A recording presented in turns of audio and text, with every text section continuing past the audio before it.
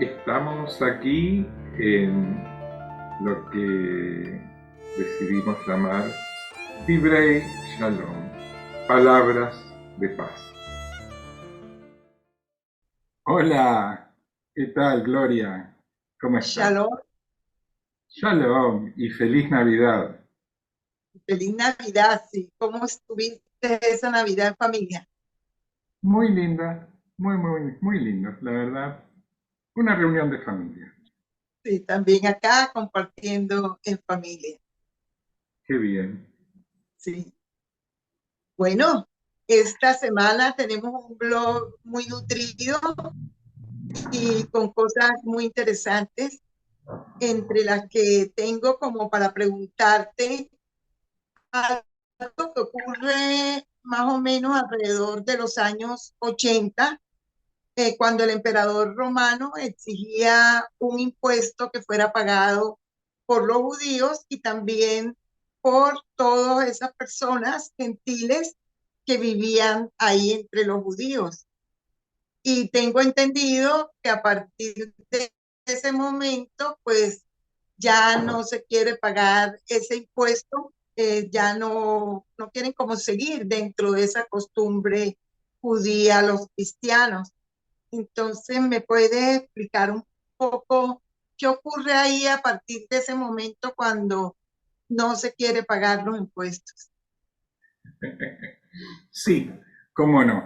Algo ya habíamos hablado en una reunión anterior, pero considero que es un punto muy importante para entender por qué los cristianos hoy no se sienten simplemente parte del pueblo de Israel junto con los judíos. Hubo ahí una divisoria de aguas, ¿viste? Como en las altas cumbres, que de un lado las aguas salen para un país y del otro para el otro en los Andes, una Sí, divisoria de aguas. Bueno, yo creo que ese impuesto fue una verdadera divisoria de aguas en el siguiente sentido. Cuando los romanos destruyeron el templo de Jerusalén, los judíos de todo el mundo pagaban en ese momento un impuesto de media moneda de plata cada jefe de familia, media moneda de plata al año para el mantenimiento del templo de Jerusalén. Cuando los romanos destruyeron el templo de Jerusalén, enseguida dijeron que, bueno, para evitar que ese dinero fuese a alimentar las arcas de algún movimiento rebelde, solicitaban que se lo entreguen a las autoridades romanas y ese dinero fue destinado a reconstruir el templo de Júpiter Capitolino en Roma. Es decir, que lo que los judíos religiosos pagaban como impuesto por ser judíos era destinado al mantenimiento de un culto idólatra. Eso era una gran ofensa para los judíos. Y luego, pocos años más tarde, hubo unas pequeñas rebeliones de algunos cristianos y otros amigos de los judíos contra los romanos. Y entonces otro emperador romano en el año 80 cambió ese impuesto y amplió que no fuera solamente los judíos los que tenían que pagarlo, sino todo aquel que quisiera vivir como judío o entre judíos. Hasta ese momento, los cristianos se acercaban para vivir entre los judíos, enterraban a sus muertos en los cementerios judíos, iban a las sinagogas en las catacumbas a rezar los cristianos de otros pueblos con los judíos, porque el movimiento de Jesús era un movimiento judío. Pero cuando ser judío digamos, para un gentil vivir entre judíos o como judío significaba tener que pagar un alto impuesto, se les volvió a muchos práctico demostrar que no eran judíos. Y entonces empezaron a diferenciarse. Lo primero que perdieron fue el uso de la Didaje, un libro de instrucción de cómo vivir como judío, entre judíos, los cristianos. Fue el primer libro que tuvieron los cristianos, la Didaje. Y ahí se enseña a comer kasher y a respetar el Shabbat. Nadie más leyó la Vida G, cayó, pasó de moda, punto, desapareció de la historia. Y luego gradualmente las comunidades cristianas, de gentiles cristianos, porque siguió habiendo judíos discípulos de Jesús durante varios siglos más. Durante al menos 4 o 5 siglos más siguió habiendo judíos que se consideraban discípulos de Jesús. No del Jesús de la que ve la cristiandad hoy en día, no de un hijo unigénito de Dios, diferían en cuestiones doctrinarias, pero sí lo veían como un Salvador universal y un maestro y guía espiritual. Esos judíos siguieron siendo, en cierto sentido, cristianos, porque consideraban a Jesús un profeta o un ungido.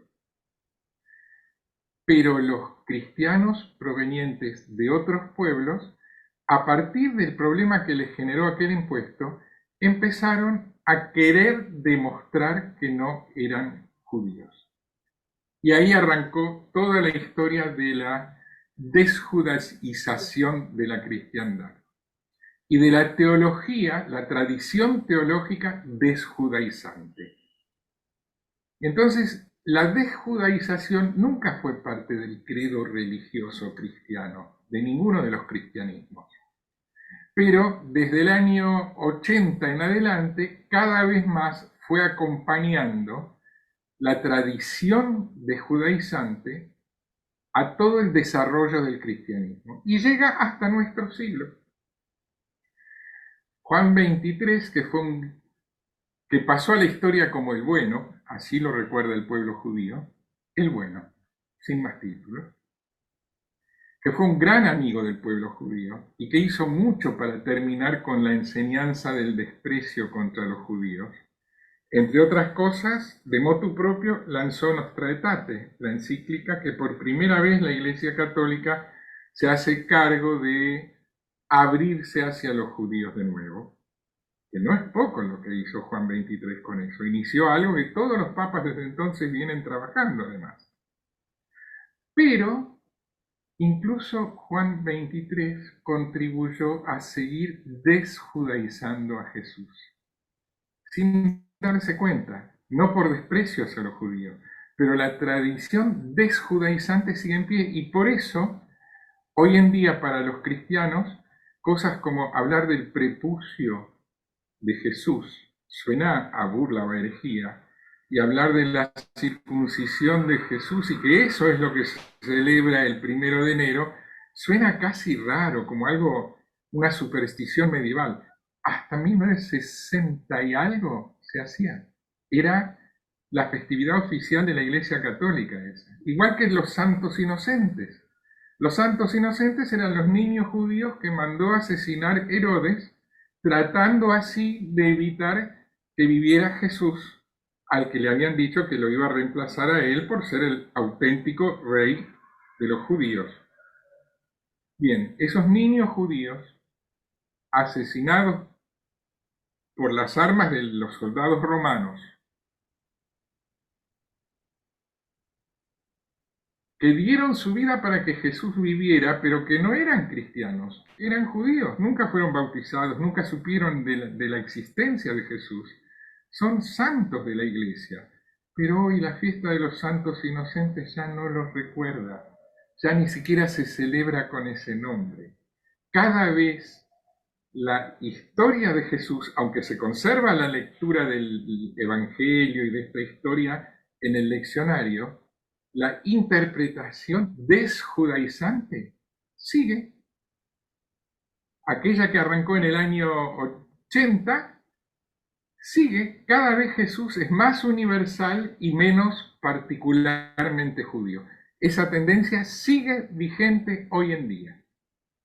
Y estas dos festividades que acabo de mencionar, y el hecho de que sean casi desconocidos sus orígenes para los cristianos, es la mejor evidencia, porque esto es algo reciente que han perdido este sentido.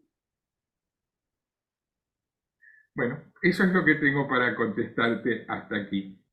Hay una cosa que me da mucha curiosidad y es que así como hay un rito para los hombres que se hace de la circuncisión. ¿Hay algún rito especial para las mujeres? Sí, mira, sí, claro. La práctica judía es una práctica muy sexista.